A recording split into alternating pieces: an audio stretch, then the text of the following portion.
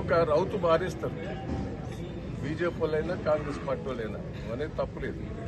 నా మీద కూడా ఇవాళ ఉదయం నుంచి అదే మోగుతాను. నేను పార్టీ వదిలిపెట్టే ముచ్చటే లేదు. ఈ పార్టీని కాపాడుతున్నందుకే సిద్ధంగా ఉన్నా. ఏ పార్టీలో పోయే ముచ్చటే లేదు. క్లియర్గా చెప్తున్నాం. టీఆర్ఎస్ పార్టీనే మళ్ళా అధికారాన్ని బీఆర్ఎస్ పార్టీని అధికారాన్ని తీసుకొచ్చేందుకే ముందడబడి పనిచేస్తా.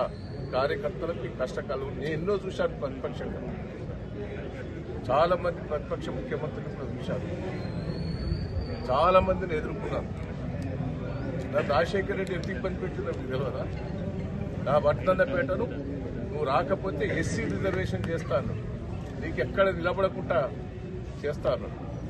పోతామయ్యా, నేను పోలే. ఎంపీగా ఉన్నప్పుడు నన్ను ఇదే ప్రయత్నం చేశాను, ఎమ్మెల్యే ఉన్నప్పుడు ఇదే ప్రయత్నం చేశాను. నేను పోలే. మళ్ళీ నేను పాలకుర్తి ప్రజలు నన్ను గెలిపించి 3 సార్లు. ఎన్ని ఇబ్బందులు వాళ్ళు ఫోన్ చేసినా, ఎన్ని ఇబ్బందులు పెట్టినా రాష్ట్రం కానీ కేంద్రం కానీ పోయే ముచ్చట్లేదు. టీఆర్ఎస్ పార్టీలో ఉండి కార్యకర్తలకు అండదండలు ఉంటారు.